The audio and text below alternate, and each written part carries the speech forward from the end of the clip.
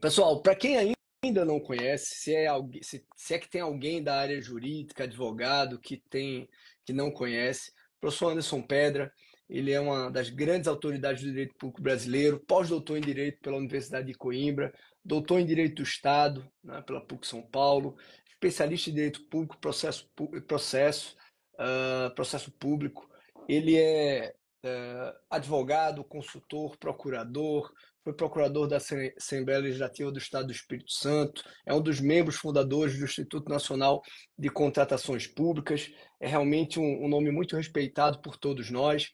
Quando ele esteve, e aí fazer uma confidência, quando ele esteve quinta-feira no evento do IBDA, né, na jornada do IBDA, nós tivemos a jornada do Instituto Brasileiro de Direito Administrativo, coincidentemente em Vitória, e quando ele chegou lá, parou o evento para todo mundo lá no almoço conversar com ele, porque além de uma grande autoridade, o Anderson é essa pessoa de energia boa, né, que encanta a todos, amigos, professores, os alunos, nossos alunos da pós-baiana, que estão aqui participando, né, como meu amigo Oswaldo, que está aí. Então, todo mundo gosta muito. Assim, parabéns por essa energia boa que você tem. Nada obstante os títulos acadêmicos, você continua com a mesma humildade do jovem jogador de basquete de Marataízes.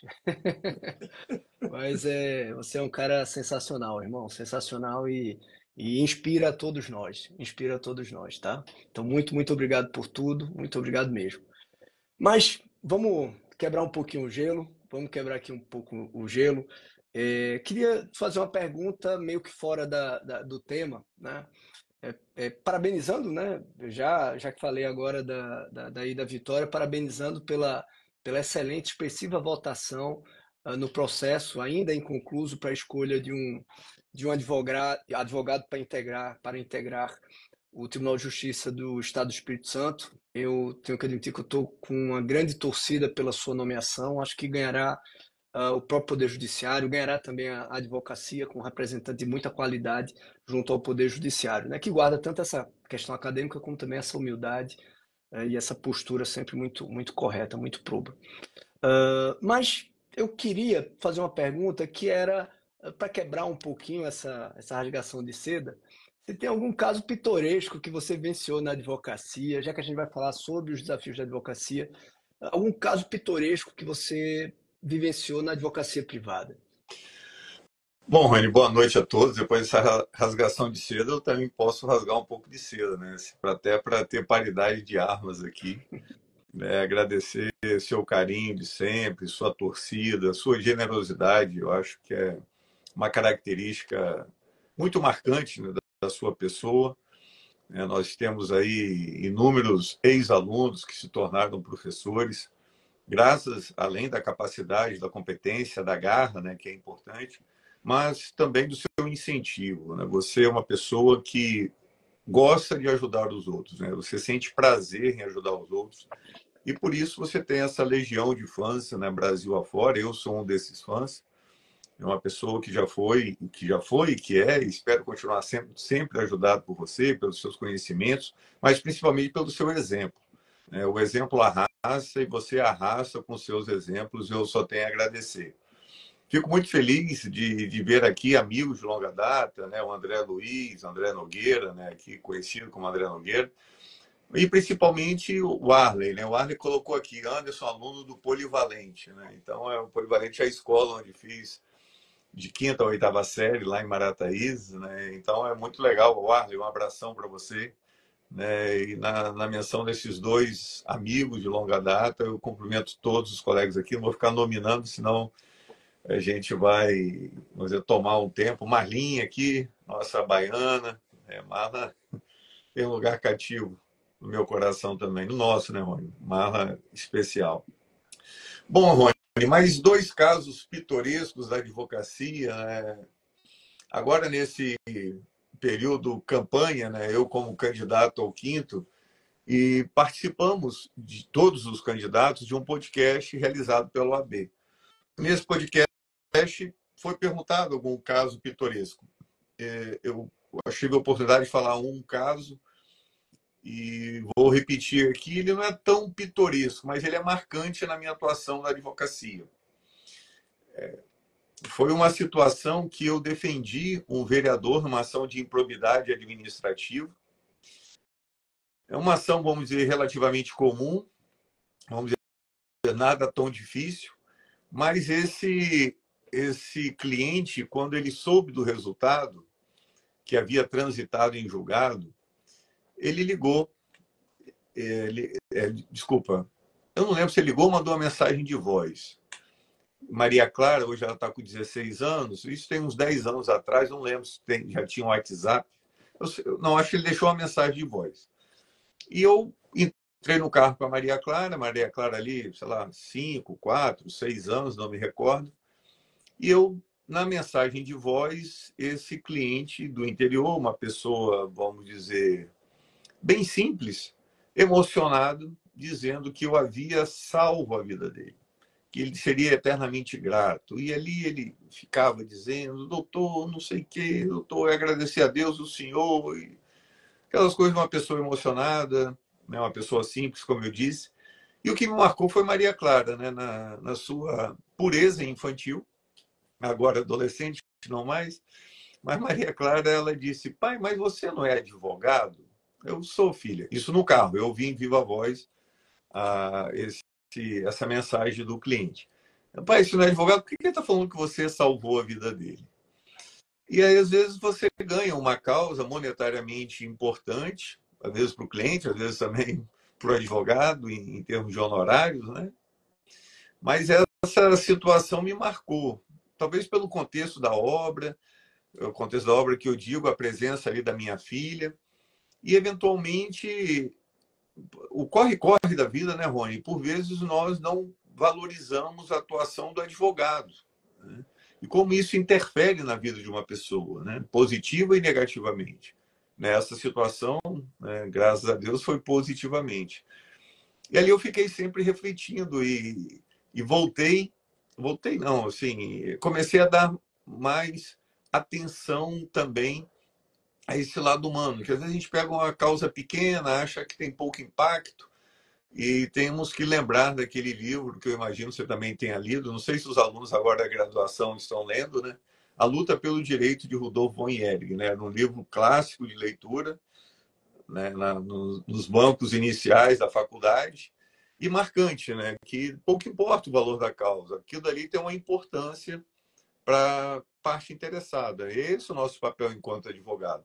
Seja advogado do Estado, advogado da administração pública, numa causa que vai afetar uma política pública, centenas, milhares de pessoas, ou seja, numa causa menor, aparentemente menor, mas que afetará o indivíduo, uma pessoa, de uma forma que talvez nós não imaginamos, mas que afeta.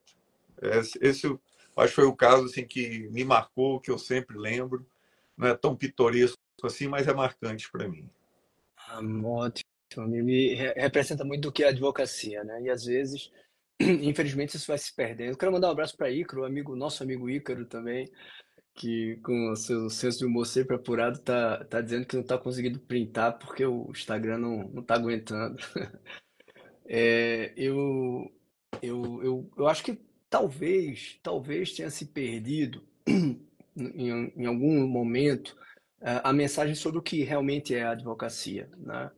Para alguns. Então, muitas vezes se vê a advocacia apenas num lado meio que mercantil, enquanto profissão, e se esquece um pouco que ela é muito mais que isso, né? Não à toa ela é uma função essencial à justiça que tem um espaço próprio dentro da nossa Constituição, né?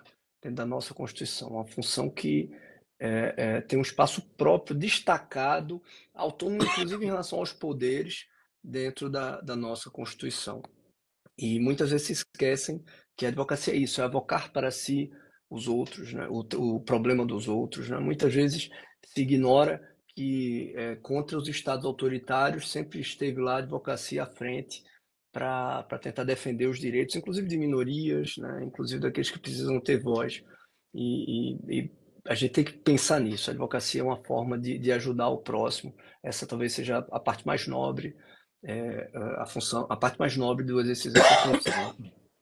Mas deixa eu te dizer, você falou em Marataízes, né? E eu quero aqui registrar, né? Você sempre fala com muito carinho de Marataízes, dos seus amigos, né? De Marataízes, depois em Vitória, no basquete, né? Alguns eu já ouvi falar tanto e tão bem que eu já gosto deles, mesmo sem conhecer. Né? Mesmo sem conhecer, eu já gosto do Capilé, já conheço essa turma e gosto deles mesmo sem conhecer.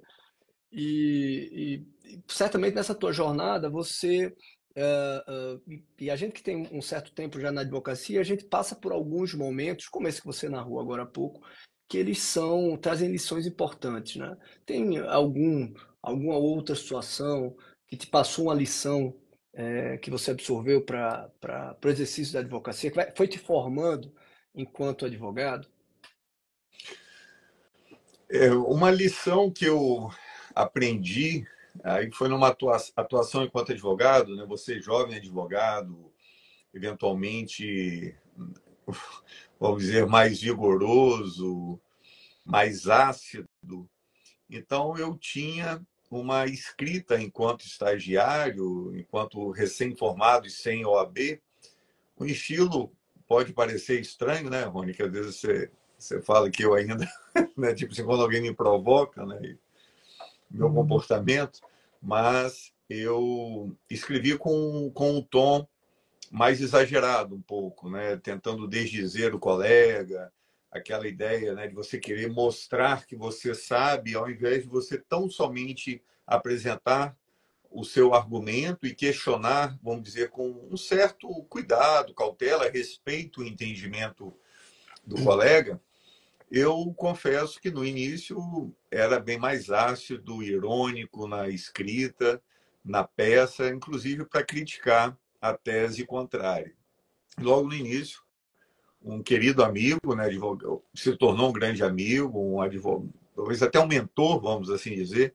Ele me inspirou muito a gostar da advocacia pública, do direito público, a docência, a galgar títulos acadêmicos, né? Não o título por si só, mas aprofundar os estudos, né? Então, fiz mestrado, doutorado, ele me incentivando. E eu me recordo que quando eu escrevia a peça, dava para ele corrigir, né? Imprimia ainda, ele trocava as palavras, dava um traço, mandava tirar. E eu dizia, poxa, doutor, mas por quê? Aí ele repetia, quando você estiver assinando sozinho, você escreve assim. Enquanto eu estiver assinando, vai ser o meu estilo. Você não vai convencer uma pessoa com a ironia.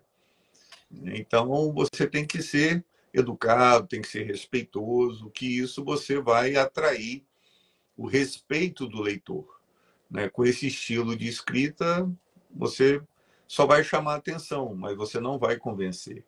E aí, então, eu comecei a refletir, né? E até hoje é um exercício, né, que a gente tenta fazer, mas essa foi uma lição de tratamento respeitoso com o colega, eventualmente também com a decisão judicial, né? Vamos dizer, colega lato sensu que atua no sistema judiciário, seja o advogado, o, o ex-adverso ou, eventualmente, uma decisão judicial, né? Uma liminar, uma sentença, na hora do recurso também, sempre em tom de ironia. E esse colega advogado, Anderson, sempre com cautela, sempre com respeito, que ele falou, um dia você estiver assinando sozinho com sua OAB, aí eu me recordo, eu não lembro qual, mas quando eu fui assinar a primeira peça, eu li umas 2 vezes antes para ver se eu tinha depurado ali todo uma eventual ironia que era bem típica da minha escrita. Eu também tive lições como essa. Eu lembro do professor, do doutor, né, advogado que eu estagiei, Zé Walter, do Banco do Brasil, e ele tinha duas características, né? Elegância, porque a advocacia tem que ser elegante, né? Até para você conquistar a empatia da pessoa de ler o teu argumento, né? Realmente a ironia, ela gera uma antipatia à argumentação. E o Dr. Zé Walter me ensinou tanto a isso, olha, você precisa ser cordial, a advocacia precisa ser elegante, como também ela precisa ser objetiva, né? Eu imaginava, via algumas peças de alguns outros advogados que escreviam, colavam textos enormes, e o Dr. Walter, ele me ensinou, ele falava o seguinte, você tem que escrever como se você fosse o juiz que iria ler.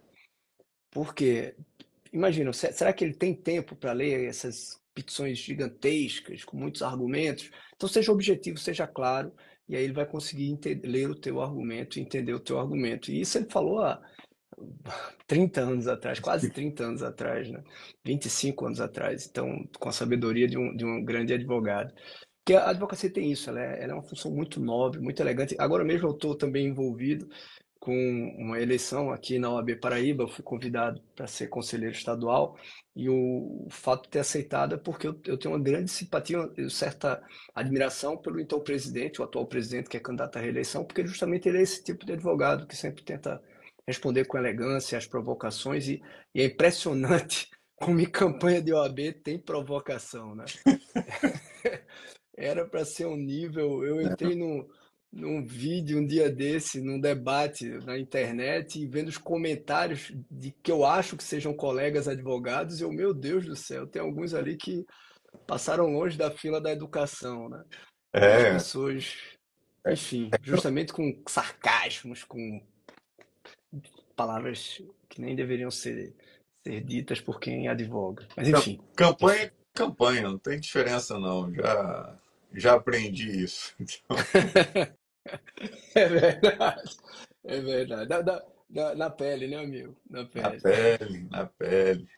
Mas vamos lá. Pensando na advocacia, eu quero trazer alguns temas relacionados a essas mudanças que nós estamos vivenciando. Eu vou tentar trazer desafios em relação às mudanças normativas e também em relação às mudanças da própria realidade, né? Tecnologia, economia. Então, em relação primeiro às mudanças normativas, né?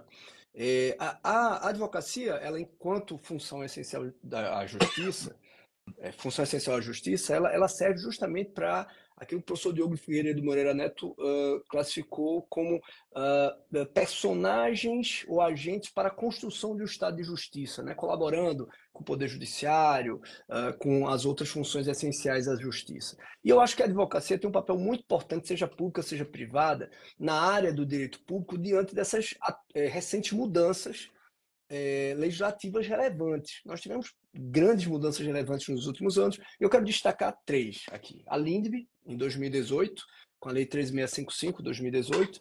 As mudanças recentes na Lei de Improbidade Administrativa e que foram influenciadas muito por a grita da advocacia contra alguns excessos, né, nos processamentos das ações de improbidade. E agora, mais recentemente, a Lei de Licitações, com a Lei 14.133 de 2021, que passou a ser de aplicação obrigatória em 2024. Né? Como é que você tem visto os desafios para a advocacia? Né? O advogado que tem que defender a aplicação da LINB, inclusive pelos órgãos de controle, inclusive pelo judiciário, inclusive pela administração, o advogado que tem que defender que se respeite a mudança legislativa trazida para a lei de improbidade administrativa, que tenta inverter uma lógica que presumia culpado ou acusado, e como lidar com as mudanças na legislação licitatória que trazem tantas inovações, tantas possibilidades, tantas necessidades de se criar algo novo, né? E, obviamente, o gestor público vai procurar o advogado para ser o escudo, a base para ele tentar algo novo, e o fornecedor vai procurar também o advogado para buscar seus novos direitos, buscar a defesa sobre aquilo que ele acha que está contrariando as novas regras da licitação. Quais os desafios você acha para a advocacia diante dessas três grandes legislações que estão afetando o direito público? Bom, Rony, primeiramente eu gostaria de destacar, né, você trouxe três marcos normativos bem interessantes e importantes para a advocacia, seja ela pública ou privada, mas tratando do direito público, né? A LINDB, as alterações na lei de improbidade, ambas em 2021, né? Uma em abril, outra final de 2021, né? A alteração na LIA, a lei de improbidade, e a lei desculpa, a LINDB 2018, a LIA 1433 em 2021. E aí só uma observação, que quando mudaram, desculpa, quando o direito ele está mudando, né, para permitir o erro, né, o erro leve, o erro culposo, o ordenamento jurídico ele está contribuindo para a inovação, né? Porque se reclama tanto Perfeito. de ausência de inovação na administração pública, mas todos ficam com medo de ousar e de serem responsabilizados pela ousadia. né? Porque o seguro é você fazer o caminho que você sempre faz. E alguém critica dizendo, não, a administração pública tem que fazer algo diferente. Só que na hora que faz diferente dá errado, aí os órgãos de controle responsabilizavam, ou responsabilizam ainda. E aí gerou o apagão das canetas, o direito administrativo do medo, a infantilização da administração pública, e desde 2018 para cá o ordenamento jurídico ele vem mudando para admitir de forma positiva os erros leves, os erros culposos. E eu brincava quando tem alguns amigos promotores, né, da mesma forma que você também deve ter, Rony, e eles diziam, agora vão mudar a LINDB, vão mudar a lei de improbidade, isso vai ajudar vocês, advogados, né? Eles criticando, eu falei, não, eu brincava com ele, eu não quero que mude a lei de improbidade. Eu, enquanto advogado, eu não quero que mude. Porque na hora que mudar a lei, vai diminuir os clientes. Porque enquanto advogado, né, uma legislação mais rigorosa, maior o número de clientes. Agora, eu, enquanto estudioso do direito, estudioso da administração pública, sou favorável à mudança da legislação, como eu disse, para permitir, para incentivar inovações, para nós termos coisas novas. Porque às vezes as pessoas dizem, vou mudar a lei para favorecer o advogado privado. Aí eu falo, não, isso está prejudicando, está tirando o trabalho, né? Porque antes se respondia por improbidade, por comportamento culposo. E tinha um dano presumido, né? Ofendeu a lei, dano in re ipsa, dano presumido. Então, isso gerava sem número de processos de improbidade administrativa e aí precisava do advogado. Bom, essa história de lado, o ordenamento jurídico com essas alterações, na minha percepção, vai exigir do advogado, principalmente, contato mais com os fatos. Nós sabemos que, às vezes, o advogado ele se prende, até por ter já defesas, vamos dizer, teóricas, argumentos jurídicos em tese, e não se aprofunda na especificidade do caso apresentado ali pelo cliente, seja um advogado privado, eventualmente um advogado público. Considerando que a LINDB e a Lei 14.133, a nova Lei de Licitações, traz, vamos dizer, dois vetores bem importantes para análise de culpabilidade e análise que eventual comportamento tenha sido acertado ou equivocado, que são, quais são esses vetores? O consequencialismo decisório e o chamado primado da realidade. O primado da realidade, eu digo que é o princípio da motivação de forma ótima, quando a Lei 13.655 diz que a administração pública deve apresentar as circunstâncias pelas quais foi produzido determinado ato. Não temos, vamos dizer, nenhuma grande novidade com relação a isso. Só que é um novo texto trazido relativamente por uma nova lei, não tão nova, que é de 2018, para dizer o quê? Olha só, órgãos de controle. Você, ao analisar um caso concreto, você deve verificar as circunstâncias no entorno desse caso concreto. Porque era muito, vamos dizer, fácil um órgão de controle dizer que um prefeito agiu irregularmente, um secretário agiu irregularmente, só que o órgão de controle não estava vivenciando aquele momento do prefeito e do secretário. E hoje a legislação chama muita atenção para essas circunstâncias, ou seja, as questões envolvendo a realidade, as questões fáticas do ato que foi praticado naquele momento, e também para o consequencialismo decisório. Então, eu pratiquei esse ato, eu pratiquei esse ato em razão de ter aventado em quais consequências práticas dessa decisão. Então, tanto a realidade que está acontecendo para a prática de determinado ato, quanto a preocupação com as consequências futuras, também relacionadas a fatos, isso deve ser trazido para dentro de um processo e será feito por um advogado. Então, essas circunstâncias, por que fulano, por que o seu cliente praticou esse ato? Você, advogado, advogada, vai ter que se dedicar em conversar com o seu cliente para entender as circunstâncias que o ato foi praticado e, eventualmente, por que ele agiu assim. Ele estava com receio de determinadas consequências práticas daquela decisão, Então, nós teremos que levar, enquanto advogado, seja público, seja privado, numa defesa de uma ação de improbidade, por exemplo, ou de uma defesa de um agente perante o Tribunal de Contas, ou pela defesa de uma empresa privada perante o Tribunal de Contas, ou respondendo também numa ação de improbidade, essas preocupações relacionadas aos fatos.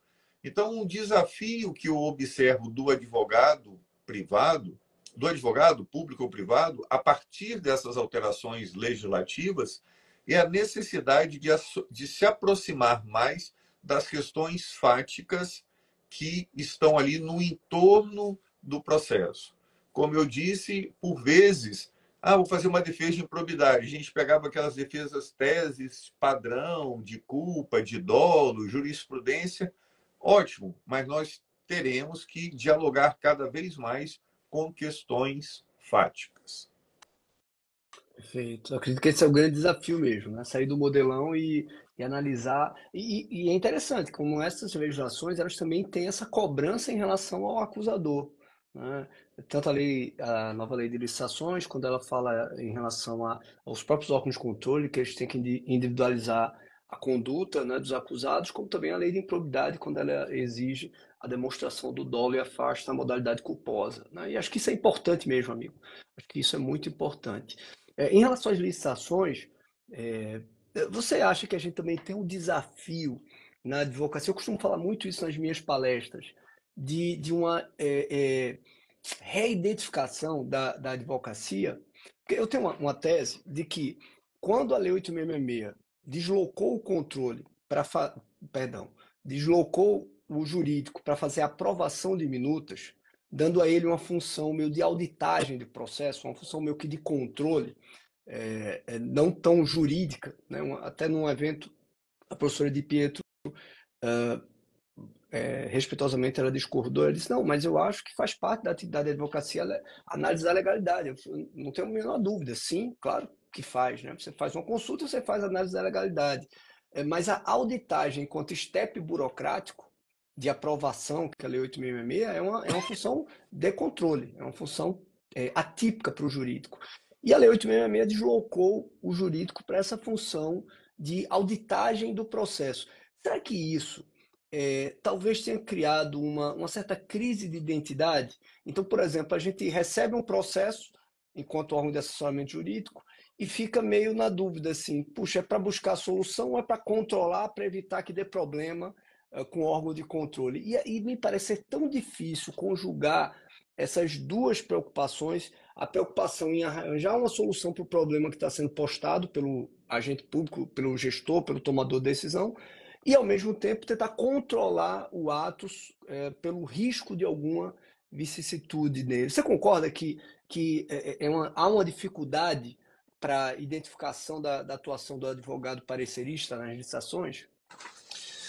Concordo, Rony. Nós temos, na minha percepção, e a gente comunga do mesmo entendimento, uma disfuncionalidade muito grande da atuação da advocacia pública. Agora, na minha percepção, você citou o professor Diogo Figueiredo Moreira Neto, um grande administrativista, advogado público, né, contribuiu enormemente para, vamos dizer, o pensamento, uma estrutura da advocacia pública brasileira. E o professor Diogo, dentro de uma de suas lições, ele defendia que a advocacia deveria ser de Estado e não de governo. Eventualmente, eu até critico, a depender da percepção desses significados, porque eu digo que o advogado público tem que ser um advogado de governo, e não tem que ser advogado do governante, mas do governo. Né? Eventualmente, eu, na Procuradoria do Estado, se eu tiver um governador mais à direita e o governador quiser adotar medidas mais à direita, eu vou ter que, dentro do ordenamento jurídico, eventualmente uma alteração legislativa, para apresentar aquele governo juridicamente mais à direita. E porque a sociedade escolheu o governo à direita. Perfeito. Da mesma forma, se a sociedade escolher um governo mais à esquerda, eu, enquanto advogado, terei que adotar as medidas na linha ideológica daquele governo que foi, daquela orientação escolhida pela sociedade capixaba. Perfeito.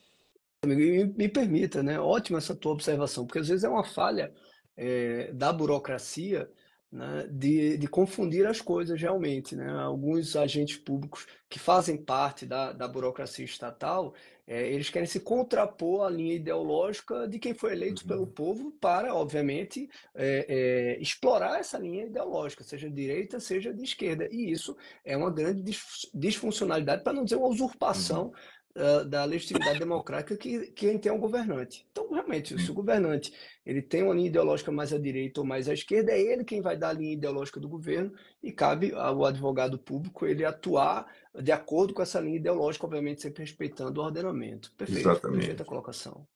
E dentro dessa perspectiva, e aí o professor Diogo, final da década de 80, ali com a nova Constituição, início da década de 90, quando você não tinha um Ministério Público forte, né?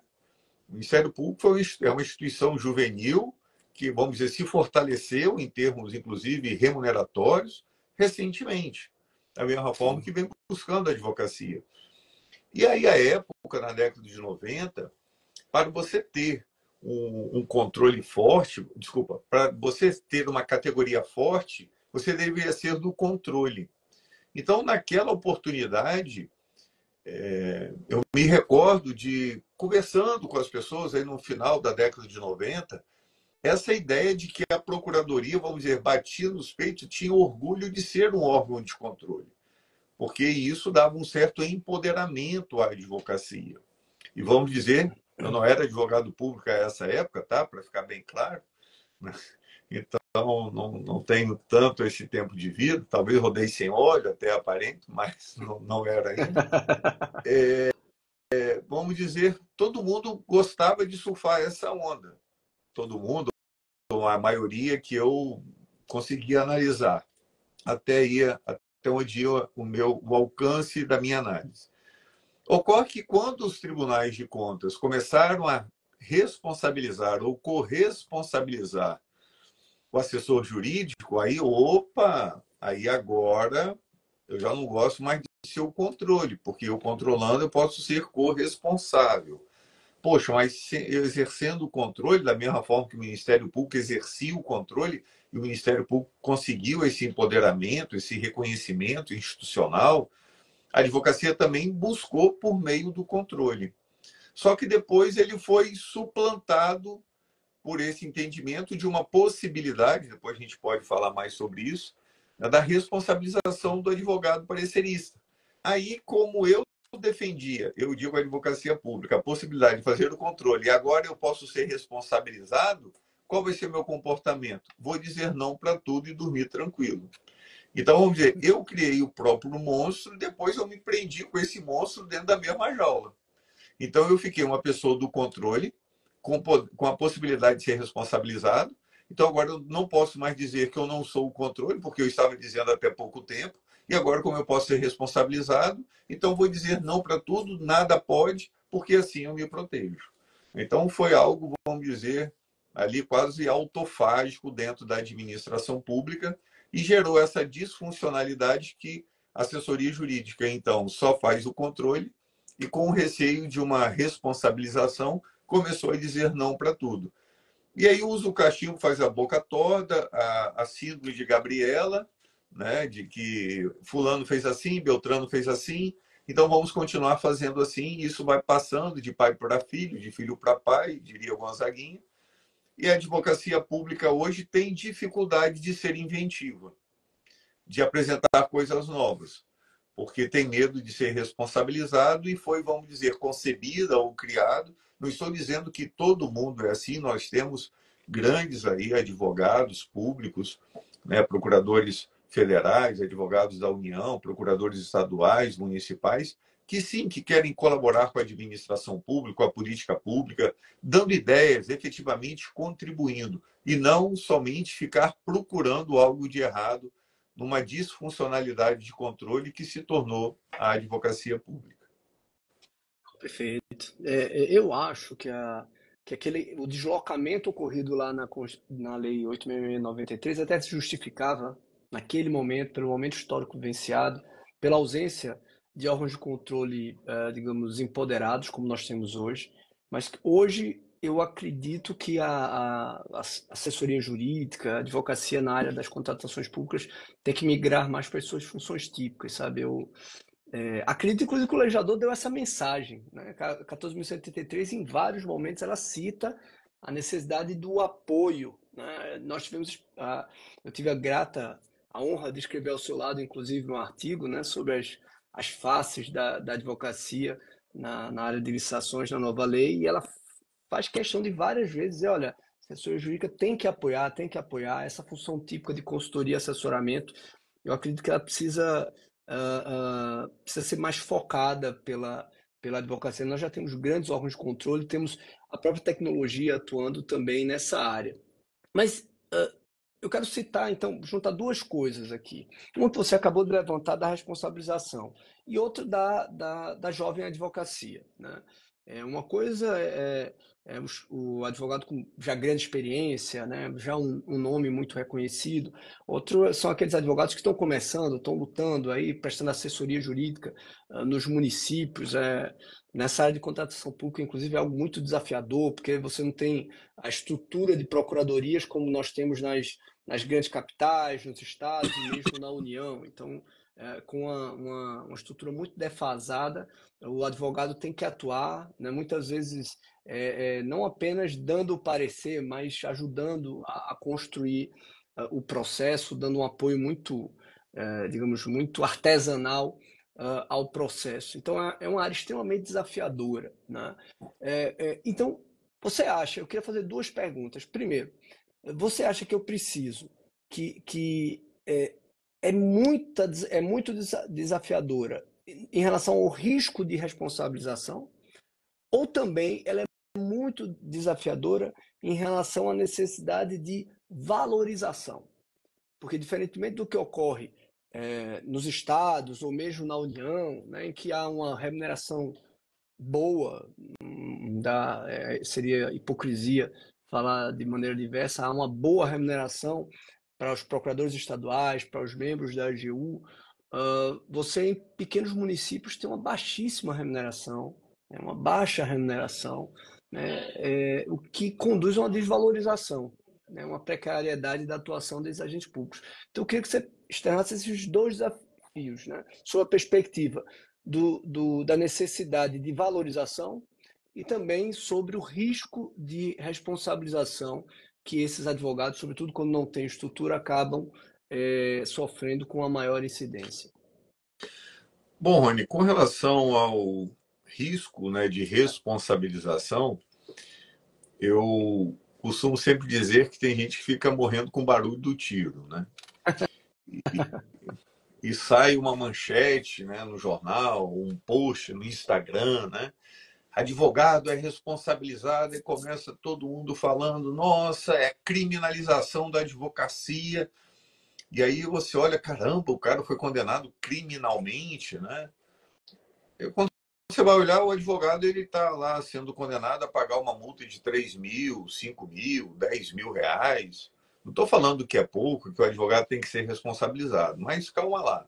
E aí você vai olhar o caso concreto, eventualmente, com todo respeito, tem casos que o colega ele merece tomar um puxão de orelha. E ele merece sim tomar uma multa.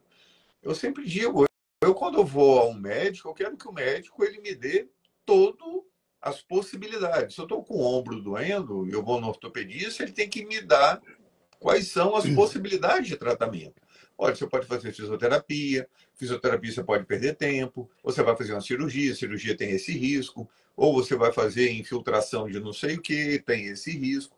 Então, tem que apresentar as 3, 4, 2, N oportunidades. E aí eu, com a informação que ele me passar, eu vou decidir, ou se eu continuar em dúvida, eu vou procurar um outro médico. Agora, às vezes, o advogado, por preguiça, por desídia, por incapacidade, ele vai só encontra uma saída, que é da cabeça dele. Foi lá no Google, ou foi lá na inteligência artificial, é possível fazer dispensa em tal hipótese? É possível contratar por inegibilidade? É possível fazer um reequilíbrio contratual? A primeira resposta que ele acha, ele vai e coloca no parecer dele. E aí depois ele quer dizer, não, é a minha liberdade de pensamento, eu penso da forma que eu quiser. Falei, correto, você pode pensar da forma que você quiser, mas você tem o dever de informar ao seu cliente quais são as linhas possíveis. Olha, o professor Rony Charles, na sua obra, entende assim, o TCU entende assim, o professor Jacobi entende assado. Então, tem o entendimento A, B e C. E no caso concreto, eu acho que o entendimento A do professor Rony Charles é mais adequado, e não do TCU. Por isso, por isso, por isso, por isso. Ou o entendimento mais adequado é do professor Jacobi, e não do professor Rony do TCU. Por isso, por isso, por isso. Aí sim, se o colega fez a apresentação das 3 teses, 4 teses, 2 teses, disse por que está adotando uma e não outra, eu entendo que esse colega jamais deveria ser responsabilizado. E não conheço, não estou falando que não existe, não conheço um caso que um colega que teve esse comportamento veio a ser responsabilizado. Os casos que eu encontro é um colega que diz que só existia um entendimento, existiam diversos entendimentos em sentido contrário. Ou então um colega que diz que é possível prorrogar um convênio firmado com a União quando existe um decreto dizendo expressamente que não pode prorrogar. E esse colega sequer citou este decreto para eventualmente dizer, olha, existe o decreto que diz que não pode, mas em nome do interesse público, em nome do princípio, eu afasto esse decreto que eu entendo inconstitucional no caso concreto. Não, ele simplesmente ignorou. E aí o TCU, então, aplicou uma multa a este colega, mas no sentido, fica atualizado, leia as alterações legislativas. Então, esse risco de responsabilização, particularmente, eu entendo que ele deve existir, mas com sentido positivo. Vamos dizer, para a gente ficar sempre alerta, sempre a gente ficar atualizado. E aí eu volto. Você gostaria de ir ao médico e o médico dizer que o seu problema do ombro só pode ser por cirurgia, que não tem nenhuma técnica mais moderna? Você faz cirurgia, fica com uma cicatriz ou não tem um sucesso, e aí depois você vai falar, não, médico, tudo bem. Alguém vai falar, nossa, Rony, mas por que você fez isso? Tinha uma técnica muito mais moderna, que seria só um furinho aqui, outro atrás, não ficaria cicatriz, não precisaria ter essa abertura toda. Eu tenho certeza que uma pessoa, não sei, Rony, mas uma pessoa, grande chance de buscar a responsabilização desse profissional que não deu a orientação devida. Da mesma forma, um advogado. Então, a possibilidade, esse risco de responsabilização, eu acho que é aquilo que nos move, aquilo que nos mantém uma atualização. Não estou falando para todos, mas para aquele que talvez possa ficar inerte, mais preguiçoso, o risco de responsabilização, vamos dizer, é salutar.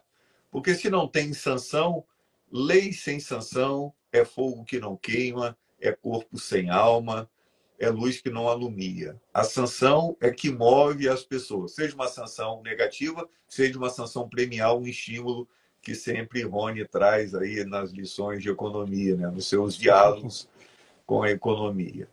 Os Bom, incentivos e os riscos. Amigo, eu concordo. Eu sei que você. Acho que a gente talvez pense parecido. Pense parecido. Eu sei que você, inclusive, é mais não vou dizer corporativista, mas mais protetivo ainda do que eu, a autonomia do advogado.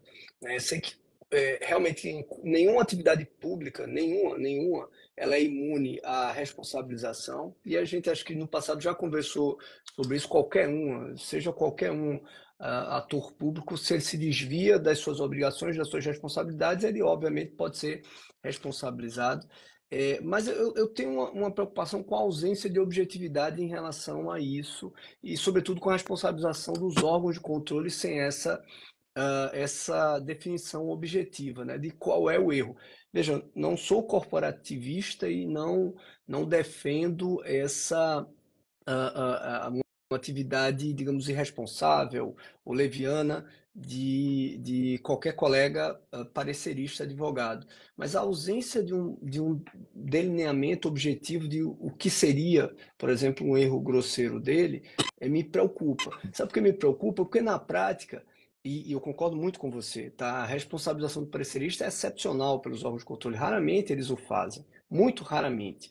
É curioso como as raras exceções onde há essa responsabilidade acabam gerando o amedrontamento da maioria, né? Inclusive dos mais sérios. Os mais sérios são os que mais ficam amedrontados, É. o que é uma coisa curiosa, né? É um efeito curioso. Os mais sérios é que ficam mais amedrontados. Mas o que é que acontece? O que eu vejo é que a ausência de uma certeza sobre isso, de uma clareza sobre qual é o limite para a responsabilização, e sobretudo quem tem competência, porque para mim quem tem competência para responsabilizar essa desídia profissional seria a OAB ou a corregedoria da entidade advocatícia, não o Tribunal de Contas. O Tribunal de Contas para mim é para responsabilizar o gestor, né? Não o parecerista. E eu fico, digamos, incomodado com a ausência dessa certeza, porque na prática o que acontece? A responsabilização se dá de maneira casuística, né? Se analisando um processo, justamente naquele caso em que aquele advogado foi leviano, foi irresponsável na análise. Eu lembro que eu participei uma vez de uma correição pela AGU, de uma procuradoria, e tinha um procurador lá que era uma pessoa boa, né? Mas ele, para dar conta da demanda, ele concentrava a demanda da análise de licitações toda nele, que era um tema que ele nem dominava. Então, ele tinha dois tipos de pareceres. Um tinha um parágrafo e outro tinha dois parágrafos. Então, dependendo do tipo do processo, era com um parágrafo ou com dois parágrafos. Eram iguais. Eram iguais, né? E quando eu analisei os processos, houve uma reunião para conversar e eu disse, olha, amigo, eu sou, por convicção, contra a responsabilização do parecerista pelos tribunais de contas. Mas, sinceramente, se eu tivesse no Tribunal de Contas, eu iria lhe responsabilizar. Porque, olha, os seus pareceres para mim são não pareceres, né? Eu sei que na maior boa vontade de tentar resolver o problema, mas você tá sendo um irresponsável com o exercício da sua função. E, curiosamente, são essas situações absurdas, esdrúxulas, né, de desvio de uma minoria, que vão ser responsabilizadas no órgão de controle e vão chegar ao STF, eventualmente em ações judiciais. Então, a ausência de um delineamento, eu acho que enfraquece a advocacia. Por quê? Se o STF, até bem pouco tempo atrás, tinha uma jurisprudência, digamos, maciçamente favorável à defesa da inviolabilidade, hoje ela já titubeia nessa defesa, porque só chegam casos esdrúxulos de advogados que falharam, falharam grosseiramente no exercício da sua função. Então, eu acredito que deveria haver, talvez o ideal fosse os órgãos de advocacia cumprirem essa função, a definição de, olha, o que é o erro? Qual é a função do advogado quando ele tem que fazer o controle prévio de legalidade? Porque, por exemplo, tem jurisprudência TCU que fala, considera o erro grosseiro porque não tinha planilha com preços unitários. Poxa, isso é um erro grosseiro, a ausência dessa análise pelo advogado, a conferir a planilha. Então, eu me incomodo com essa responsabilização, embora entenda os órgãos de controle, não é uma crítica aos órgãos de controle, né? Até entendo o motivo da responsabilização, para não fragilizar a atuação do controle, inclusive em relação ao gestor, mas acredito que a advocacia também deve estrategicamente se postar em defesa da inviolabilidade, né? Como eu sei que você é mais defensor ainda dessa inviolabilidade do que eu, né? Eu faço essa ponderação, se a gente não tem que travar limite para não ter prejuízo à advocacia. Porque, por exemplo, veja, se a gente começa a definir a possibilidade de responsabilização por um erro grosseiro de um juiz que cause prejuízo ao erário pelo Tribunal de Contas, olha como isso fragilizaria a autonomia do juiz para tomar a decisão judicial, né? De certa forma, isso pode ocorrer com a advocacia também. Então, você tocou no ponto, Rony, que concordamos, que essa necessidade de parametrização, né? Quando você estava falando, eu anotei aqui e palmas, né, para as boas práticas consultivas, as BPCs da AGU, né? E aí você falou um ponto essencial. A advocacia tem que fazer o seu dever de casa para estabelecer, vamos dizer, minimamente o que seria o esperado dentro de um parecer, né? O que seria o protocolo, vamos dizer, que o parecerista deveria seguir.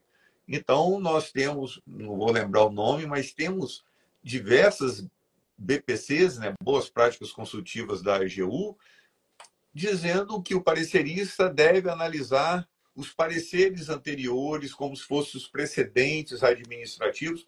Então, isso é uma boa conduta. Agora, aquele colega que vai decidir uma coisa hoje e tem um entendimento consolidado, reiterado em um tema, e ele decide contrário, sem dialogar, isso é um erro. É um erro leve ou um erro grosseiro? Quando existe mais de uma tese, ele deve apresentar as teses existentes e dizer por que adota uma e não a outra, mas deve apresentar as teses, quando se diz todas as teses existentes, aquelas teses, vamos dizer, mais consolidadas. Não precisa saber de todas, de um autor que escreveu uma dissertação de mestrado aqui no Espírito Santo, aí o Rony tem a obrigação de saber em João Pessoa. Não, não é tanto assim. Mas dentre os autores clássicos ali, o que o Rony Charles pensa, de Pietro, Celso Antônio, aí é obrigação de todo estudioso do direito. Então, eu concordo com você que a advocacia pública tem que fazer esse dever de casa. Porque se você não fizer com as corregedorias, alguém fará por você. Esse é um ponto sensível. Quando falha a advocacia, quando falha qualquer órgão de controle, aí vem alguém de fora tentando fazer o dever que não foi feito. Então, nisso, acho que concordamos também. O olhar primeiro, até para saber o que é ou o que não é erro grosseiro, né, Rony? E isso é uma coisa muito interessante, tem que ser por alguém que vivencia aquela realidade. Né? O exemplo clássico é o tribunal de júri.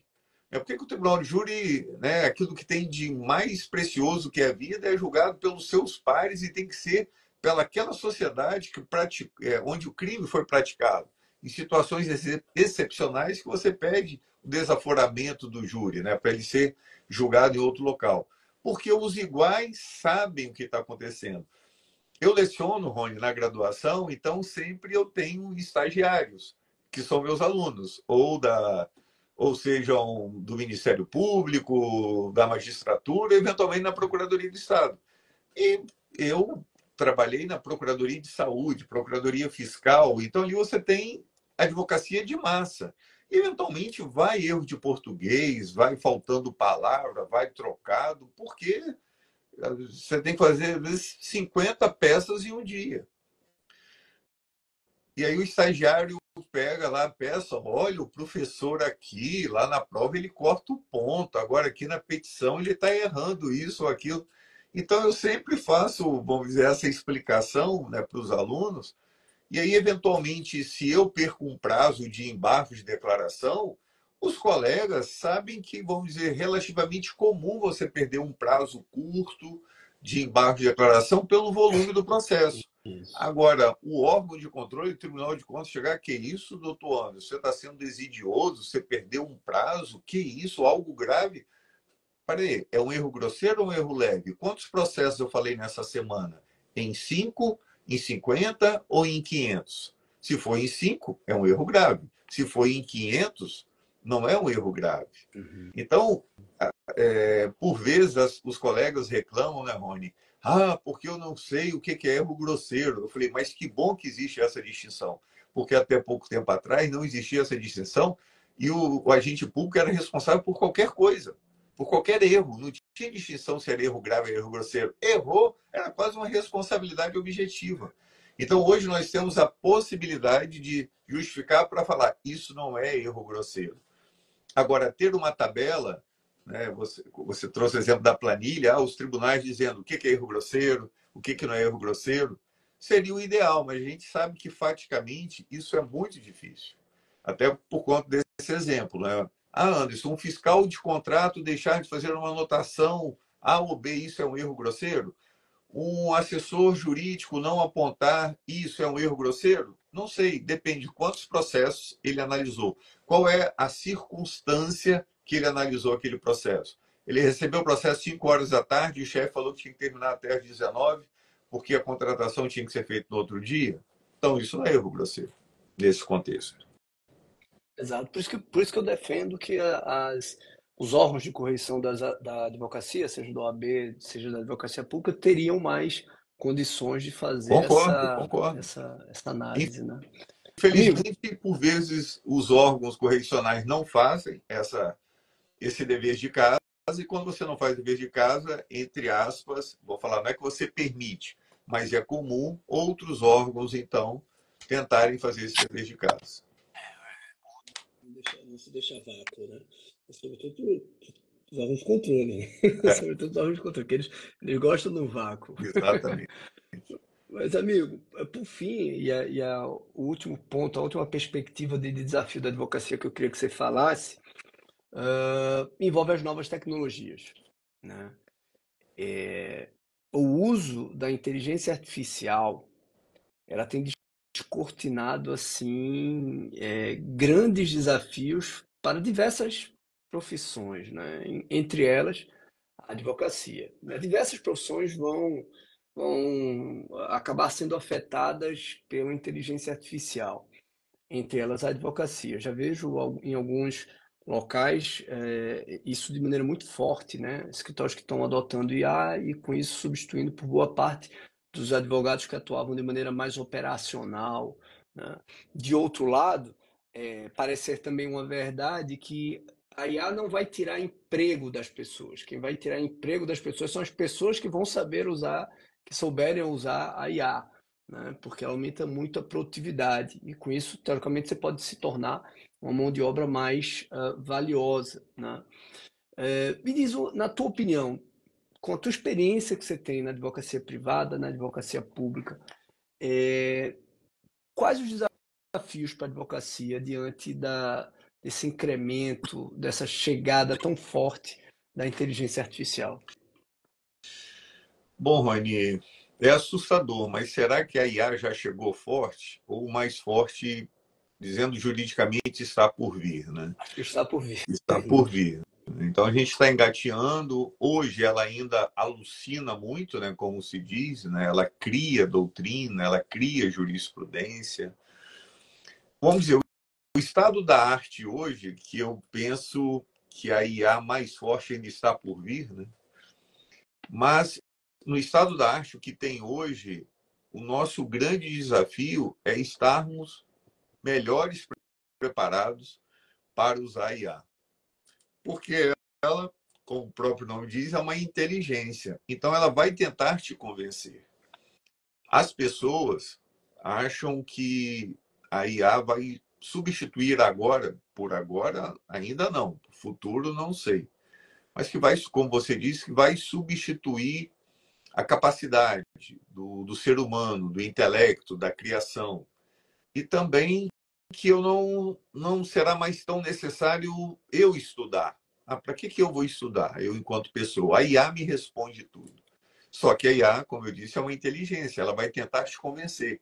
Então você vai ter que ter o seu convencimento formado a partir de estudo, de boas fontes, sejam livros físicos, né, aqui atrás, sejam livros virtuais, mas por uma boa doutrina, você vai ter que conhecer o entendimento do Tribunal de Contas, seja do seu Estado, da União, do STJ, do SF. Esses dias, Rony, eu peguei a IA, né? E esse dia eu estava brincando com o Rony, né? Eu e o Rony brincando da IA, a gente fazendo algumas perguntas, né, lá em Foz do Iguaçu sobre a IA, né? E não sei se eu te contei, Rony, que estava eu e o Rony brincando alguns meses atrás, e aí a gente perguntou para a IA, né? Rony foi e perguntou lá para a IA, quem é Anderson Pedra? A IA foi e respondeu, é um jurista e tal, atua na área de direito público, tem mestrado, tem doutorado e tal. Renomado, grande jurista do Estado do Espírito Santo, autoridade Tem a nacional. chave da cidade. Aí, depois, eu fui, curiosamente, fui na minha IA, no meu aparelho, e perguntei quem é Anderson Pedra. Teve uma resposta parecida com a do Rony. E depois eu pedi para a minha IA, faça uma carta de amor para minha esposa, Thalita, destacando que ela é uma mulher brilhante, que faz um papel fundamental na criação dos nossos filhos, João e Maria, tal, tal, tal, tal. Aí fez uma carta, aí mandei para minha esposa, mas disse lá, produzido pela IA, né, de brincadeira. E depois, no outro dia, eu lembrei daí, ir na IA e perguntei, quem é Anderson Pedro? Ela disse, Anderson é o marido da Thalita, pai do João e da Maria. Tem mais alguma coisa que eu preciso saber? Né? Então, a IA ela é regenerativa e ela vai mudando, vai se adaptando de acordo com aquilo que você dialoga, daquilo que você alimenta. Então você tem que parametrizar a IA. Trabalhar hoje eu acho que é muito difícil você ter um trabalho. É possível ter, né? Não é impossível, mas você produzir sem a utilização da IA. A IA é uma mão de obra, vamos dizer, muito barata, mas ela tem que ser controlada, com alguém com conhecimento. Então, para mim, o desafio atual é você saber bem a matéria que você está atuando enquanto advogado. E dizia há pouco, eu fui perguntar para a IA como que o TCU, o que o TCU entende sobre o princípio de formalismo moderado. Rony, foi assustador que ela escreveu 6 parágrafos com conteúdo perfeito do entendimento do TCU sobre o formalismo moderado. Eu perguntei novamente para a IA, você poderia reformular a resposta, citando agora algumas jurisprudências, para ficar um texto, vamos dizer, mais afirmativo, fiz lá o prompt, aí ela alucinou, criou jurisprudência e por aí foi. Agora, se eu não tiver o trabalho de conferir essa jurisprudência, se eu não tiver certeza de qual é o entendimento do TCU sobre formalismo moderado, eu poderia estar sendo enganado. Então, nós não temos ainda essa total segurança, estou dizendo hoje, nessa quadra da história, sobre a utilização da IA. Então, repito, o grande desafio é nós melhorarmos o nosso conhecimento, aperfeiçoarmos o nosso conhecimento, a nossa capacitação para podermos usar a IA e ter certeza daquilo que a inteligência artificial está nos apresentando, sob pena da inteligência artificial nos enganar, apresentar um conteúdo, um conhecimento que está desassociado do entendimento doutrinário, do entendimento jurisprudencial. Excelente, excelente. Eu sempre falo duas coisas. Primeiro, mandar um abraço para o professor Vladimir, que entrou agora também na live. Falo duas coisas. Primeiro, que a IA ela é como um estagiário de luxo, É né? isso. É interessantíssimo, inteligente, esforçado, educado, mas que quando não sabe a resposta, mente desavergonhadamente, né? Então cria a resposta, que é uma forma de brincar em relação à alucinação com a falha de resposta da inteligência artificial. E a outra que eu costumo dizer é o seguinte, quando eu falo pouco, uso pouco o ChatGPT, ainda não usei o do Google, né? Mas quando uso, sou muito respeitoso, dou bom dia, peço por favor, sou muito educado.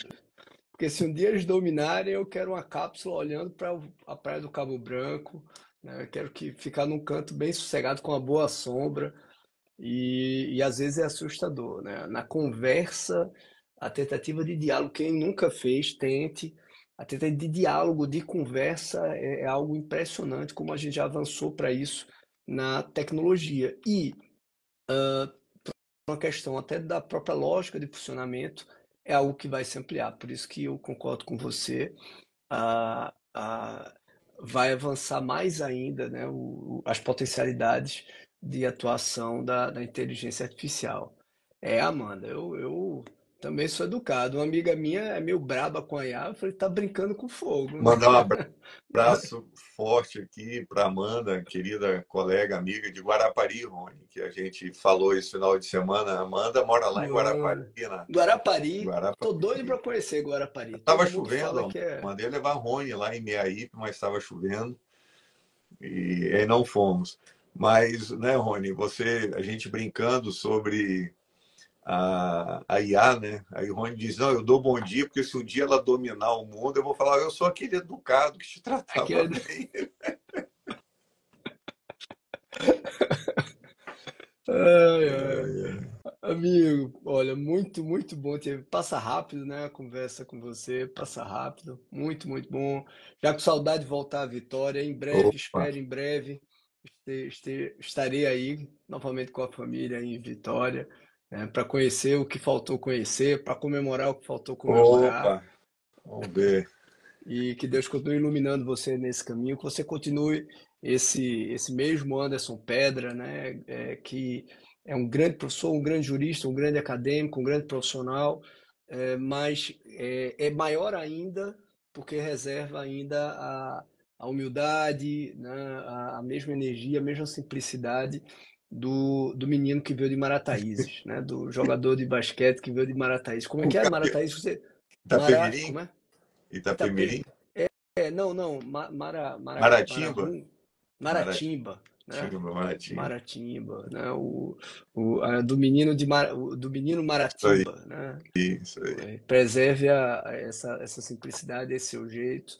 Parabéns, é isso que faz com que todos nós, professores, juristas, nos reverenciemos, né? E torçamos muito pela sua nomeação. É isso que faz com que todos os alunos que são seus alunos lá na Baiana, no SERS e nos eventos que a gente participa, sempre queiram lhe homenagear, estejam todos torcendo por você, tá bom? Muito obrigado por tudo. Ó, vários desses amigos professores, o professor Orlando está aqui também participando, Anderson, aluno e tantos outros.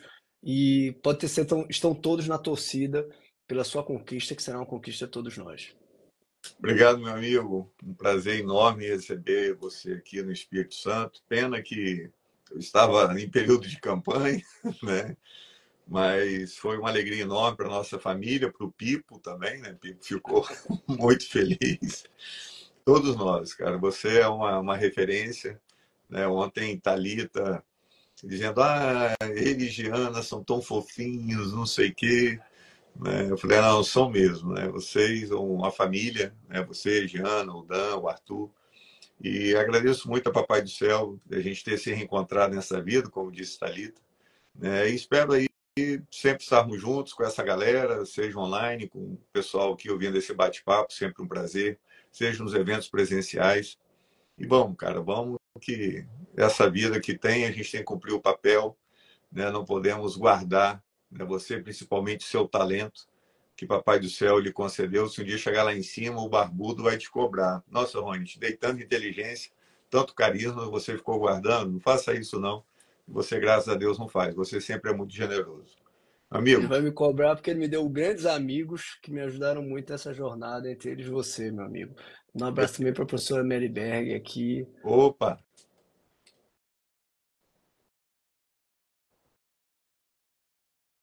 Outros guias como você na minha vida. um abração, meu amigo. Até a próxima. Abração. Valeu, galera. Até a próxima.